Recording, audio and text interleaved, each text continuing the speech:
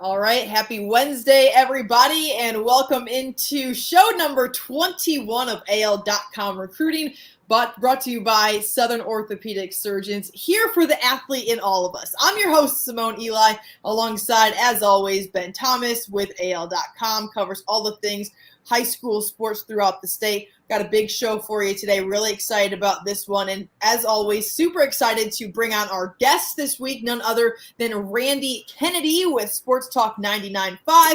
And of course, our AL.com recruiting analyst. Randy, how are you doing?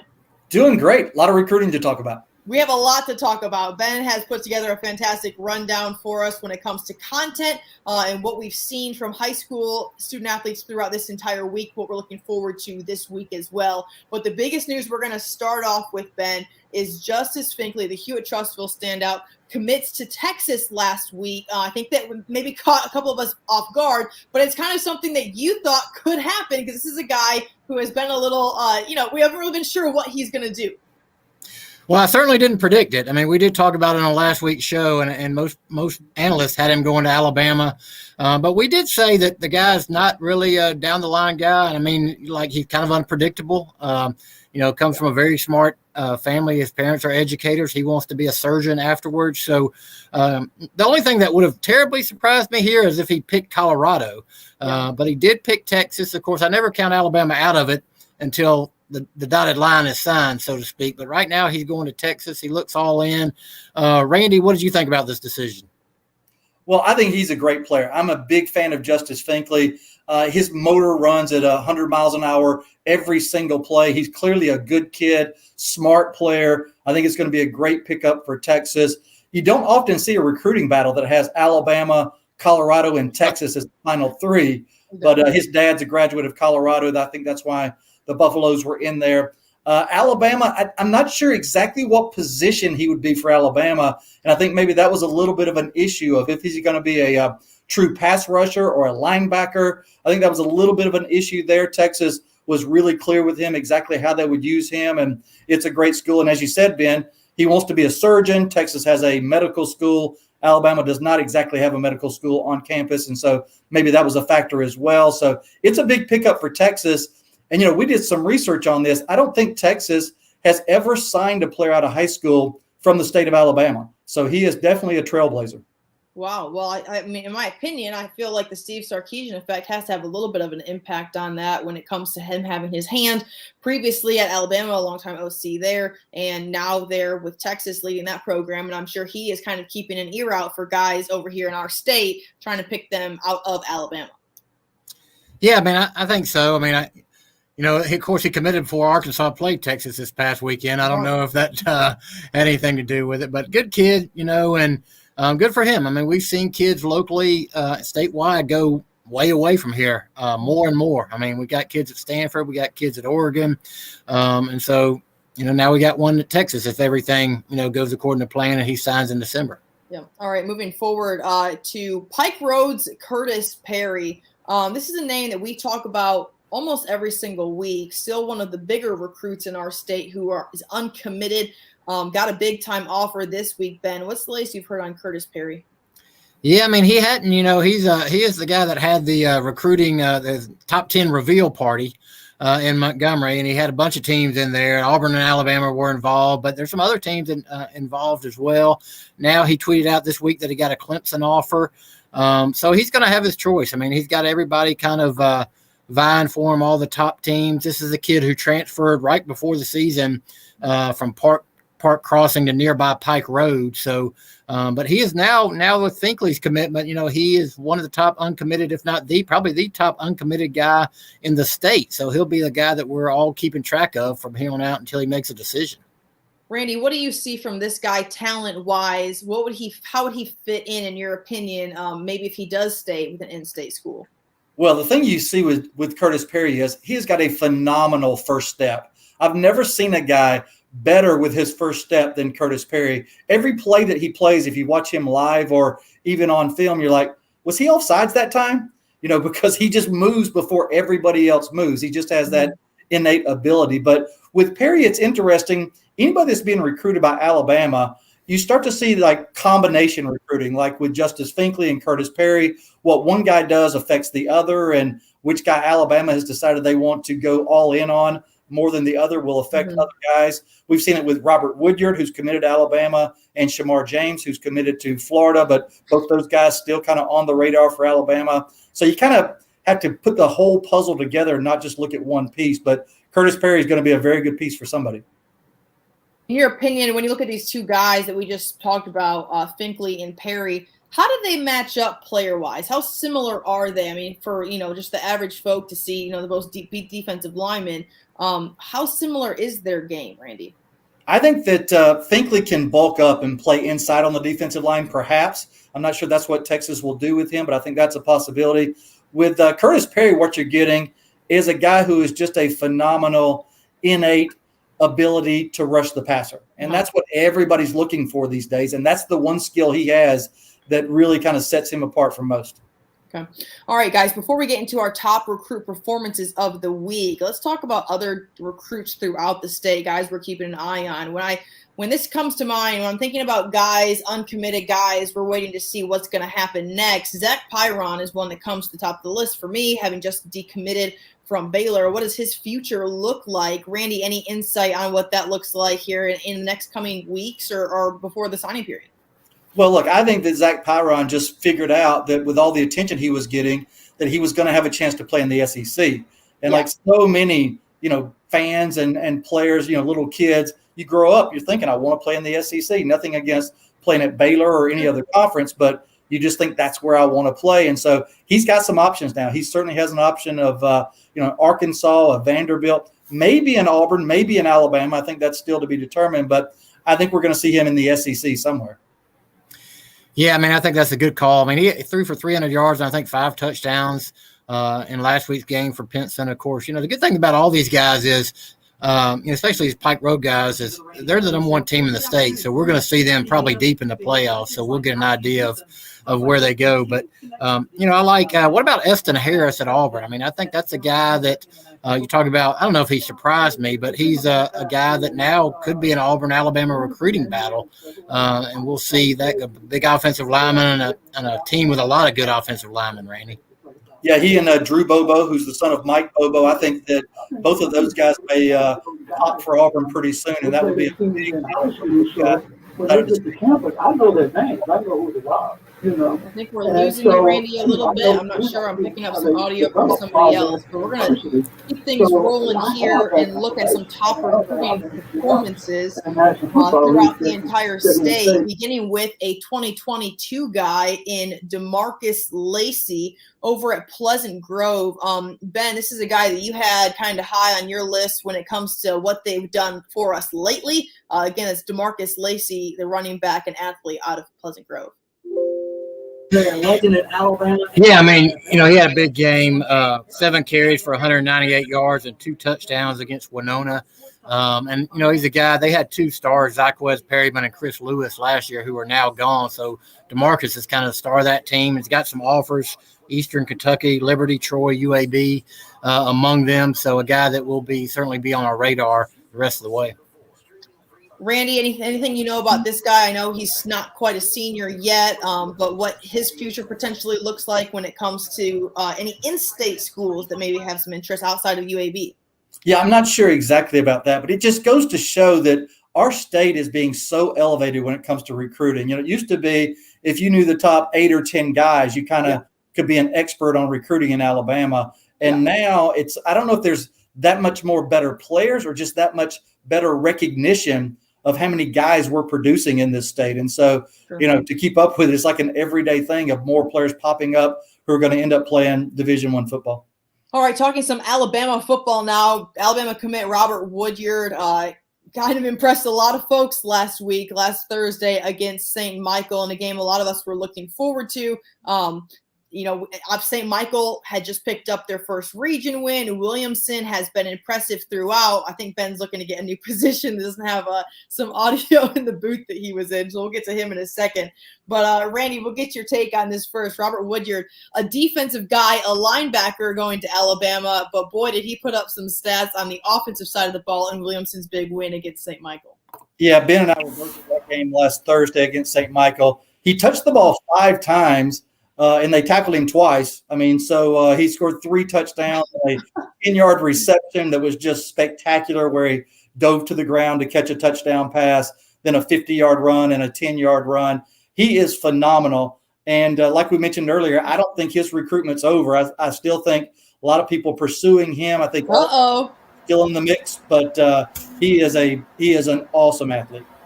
Ben, I saw one of our good friends, Jason Caldwell, who, of course, covers Auburn. He was out at that game, and I said, "What are you doing here, man?" I mean, Robert ain't flipping, and he looked at me with a little bit of a sideways look. Any thoughts on what Robert Woodyard's future will look like? Is he going to end up in Tuscaloosa?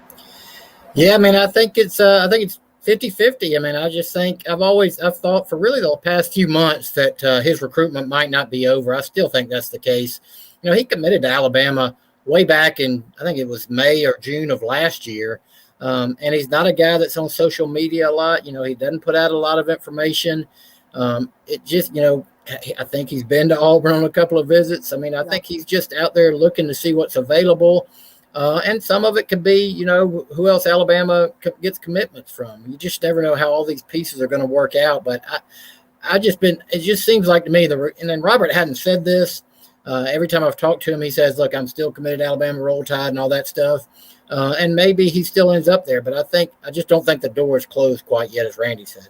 I was at practice a couple weeks ago, and he still had like a Alabama wristband on. I think he had maybe a glove or two or something like that. Alabama. Now, again, you never know with some of these guys. I think we all know that some dudes just keep their options open. And Randy, if I'm not mistaken, I think Robert Woodyard has been a part of this Tide recruiting class for a very, very long time. And sometimes when you do commit early, different factors start to weigh in on you, whether personal, whether on the field. And sometimes that kind of makes you start to wonder, all right, what else is out there?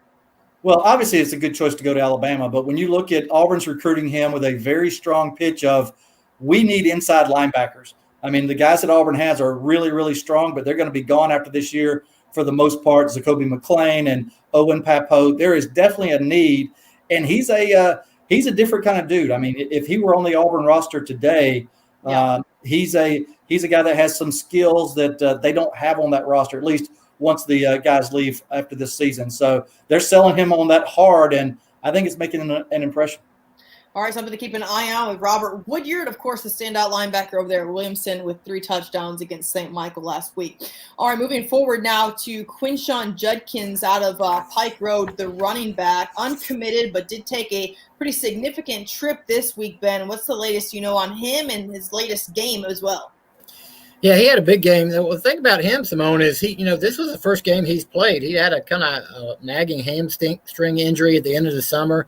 So he missed his team's first 3 games. He has not played, but he did play this week against Andalusia. Mm-hmm. This is number 11 commitment on our A-list of top seniors.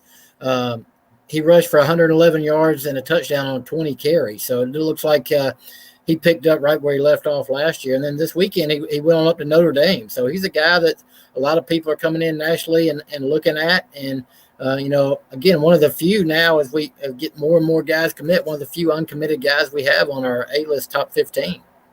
Randy, it seems like Pike Road, just in a general sense, has kind of, maybe I was totally missed something. Maybe Pike Road has been some dominant powerhouse for the past multiple years, and I just haven't been paying attention when it comes to schools out of Montgomery. But it seems like Pike Road has really come on, of course, in that game in week 1 against McGill-Tulane. Caught a lot of people's attention there. But is this a team that is looking down the road to be a state title contender, in your opinion? Oh, absolutely. I covered that game for AL.com, and my lead was it's not going to be fair when Quinshon Judkins comes back. Yeah. Iverson hooks at quarterback. They play without their star running back, and they still score 76 against McGill-Tulane. It's just crazy. Judkins is a really interesting case study. I know a lot of Auburn fans are like, what are we waiting on? Let's try to get this guy, in the fold. Let's get him in this recruiting class. Yeah. Now with the emergence of some young guys at Auburn, you start to wonder about how much their need is at running back in this class. But he's a really good player and a super nice kid too. I'd love to see him stay in state, but he's going to have a lot of options. Yeah. All right, guys, moving forward to a class of 23 guys. So now we are looking at juniors. I think I got my years messed up earlier when we were talking about DeMarcus Lacey. But now we are looking at junior Rayshawn Hardy, the quarterback out of Bob Jones, put up an impressive day in a win against Huntsville this past week. Ben, I don't know if I picked that game properly. Judging by what my picks have looked like lately, I probably did not. But Rayshawn Hardy, the quarterback for the Patriots. Yeah, you didn't pick many very well, but in this Thanks, one, bro. I mean, Rayshawn's just kind of he's not really high on the recruiting radar just yet, but I couldn't let the show go without mentioning him, what he did last week. 158 yards and 3 touchdowns on the ground, 218 yards and 2 touchdowns and an interception in the air. They beat Huntsville 52-49.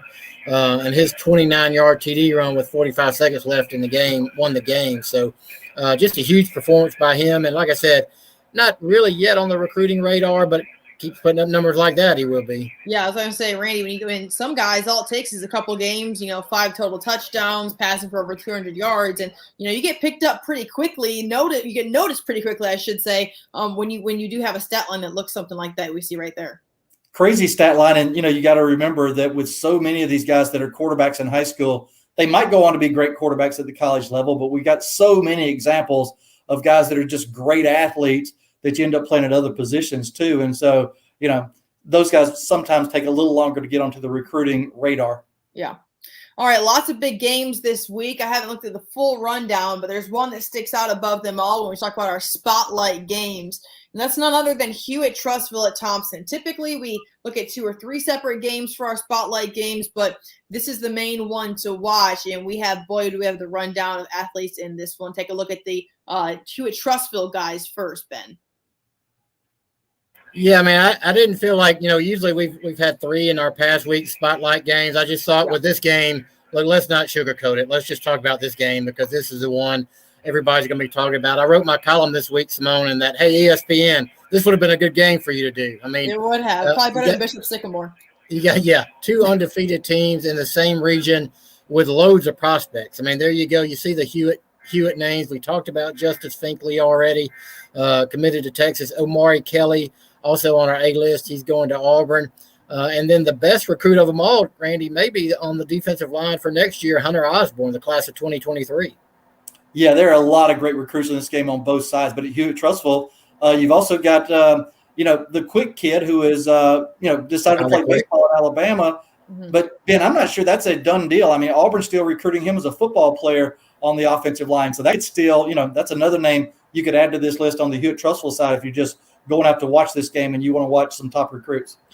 Yeah, Riley Quick, the brother of Pierce Quick, is an interesting case study. We talked about him early on in our show this summer when we were doing it, and then he did decide he's going to play baseball. He was a great pitcher. I think he was the 7A pitcher of the year for Hewitt-Trussville, so he decided to play baseball. But, he's in football season now, so that may kind of sway his thinking a little bit. I think sometimes that tugs on your heartstrings a little bit. You're in the middle of doing workouts, you're hanging out with your guys, and you start to wonder, okay, is this really going to be the last few weeks of football that I ever play in my career? Like, am I really going to give it up after this? Now, then, of course, baseball season comes, and you start thinking how much you love baseball, and then football goes in the back burner, and it's easy to kind of move forward from there, too. Yeah, and he may be thinking, all these other guys are getting this attention, and, we kind of, when Randy helps me doing our A-list, and, we didn't rank him in our A-list because he'd already committed to play baseball at Alabama. So I think from that standpoint, a lot of people maybe have kind of forgot about him a little bit, but he's still there. They're undefeated. And, if they go in there to Thompson and win this week, then a lot of these guys are going to be high on radar. No doubt about it. Looking over at Thompson, this is a team that we have talked about quite a bit. A team that's on your A list throughout the entire A list, Ben, but talent all over the board. Both sides of the ball for Mark Freeman's team up there in Alabaster. And Randy, when you look at this matchup, it's hard to not take a look at these guys and what type of impact they're going to have on this game and have already had on this season. I think they've only given up 3 points all year. Yeah, 3 points all year. It's just ridiculous the talent they've got with, how good they're going to be on offense with a Division I quarterback in Connor Harrell. And then on defense, Jeremiah Alexander is vying for, one of the best, if not the best, defensive player in the whole country. Traquan Fagan to Miami, but even in the younger classes, they are just stars at every level of the defense to go along with that offense, which, again, this year they're scoring 50 points a game, just like they have been in all the recent years. Yeah, I want to make it clear that this is Thompson's lineup here, not Trussville like you see on the screen. These are Thompson high school football standouts from quarterback Connor Harrell, like we just talked about. But Jeremiah Alexander, you're one of the top players, the top player in the state, one of the top players in the country, Ben. He's been fantastic. This defense has been nonstop throughout 3 or 4 weeks in the season. Yeah, and I might just say this isn't all of their guys. I mean, I just couldn't list them all. I mean, they got wide receivers. Ryan Pepins, I think, is one of the more underrated players in our state, a great player for them. Their running back, Brandon Franklin's very good. They got other receivers as well. But obviously, the guy a lot of people think about is Jeremiah Alexander. Most people have him as the number 1 recruit in our state. He has been that for several years. He's that on our A list. And these 2 juniors – maybe better than all these guys. I mean, Peter Woods on the defensive line, Tony Mitchell, those guys are kind of vying. Randy, correct me if I'm wrong, but those guys are kind of vying for the number 1 spot in the class next year. Oh, no question about it. And they are both already 5-star guys for next year. And, with Jeremiah Alexander, Ben, we've talked about this before. 2 years ago when he was a sophomore, they played Central Phoenix City in the 7A state championship game at Jordan-Hare Stadium. He was the best player on the field as a sophomore, and he was all night going up against Javion Cohen for Central Phoenix City. If you don't know who Javion Cohen is, tune in the Alabama-Florida game this week. He'll be starting on the offensive line for Alabama. So he's been that good for that long. So this matchup, a huge one, not only when it comes to just these 2 teams, but 7A Region 3 and what that looks like moving forward in terms of control, the 2-time defending 7A champions in Thompson, but a huge opportunity, guys. I know that we don't talk a lot about breaking down high school games, but because of the recruits, I want to just talk briefly about how big of an opportunity this is for Hewitt-Trussville, a team that has had some very notable talent in recent history and maybe hasn't delivered in the postseason like people would have expected, like they would have expected in their own locker room. Yeah, I'd say a couple of thoughts on that. Number 1, Simone Hewitt, Thompson has won 22 straight games, undefeated last year, undefeated so far this year. The last team to beat him was Hewitt-Trussville in the regular season finale in 2019. Yeah. So, they can win. And the other, a couple other points. One, in this region, you're going to have to play maybe 2 teams twice. I mean, yes. to get to the championship game, you're probably going to have to play Hoover, some combination of Hoover, Hewitt, Thompson a couple of times. So any game you can win in that threesome especially may give you a home field advantage in the playoffs. And if you look at Thompson, I think, they've outscored opponents 217-3. This year, Simone. That's crazy. So I think if we see similar numbers this week, we start talking about, is this the best team in state history? Randy? Yeah, that's what I was going to say is that Thompson's not playing against the competition at this point. They're playing against history. Literally. First of all, the best team in Thompson history, and then from there, best team in state history. Now, they got a long ways to go. I mean, Hewitt's got a great team and may give them a shot. And Hoover's looked great this year, both playing in-state and out-of-state. So, they'll get competition even in their own region, but boy, it's hard to look at this Thompson team and not think they're not just a juggernaut. All right, guys, a lot of content this week as we move through the high school football season, and it's going to be a great one there in Alabaster. Wish I could be there. I know you guys do as well. That would be an unbelievable game to watch. I might have to check out the replay there on Huddle or something like that later. But, guys, Randy, thank you so much for joining us. Let folks know how they can listen in. I know that you and Ben have your little show here coming up in a minute. And how can folks tune into that one? Well, Ben and I do our Inside High School Sports every Wednesday. It's live from 2 to 3 p.m., but you can listen to us anywhere in the state, in the world, on the free iHeart app. If you just go to the iHeart app and type in Sports Talk 99.5, you can listen to us all the time. All right, good stuff. For Randy Kennedy and Ben Thomas, I'm Simone Eli. I want to thank our sponsor once again, Southern Orthopedic Surgeons, here for the athlete in all of us. Thanks so much for tuning in, y'all. We will see you next week, next Wednesday.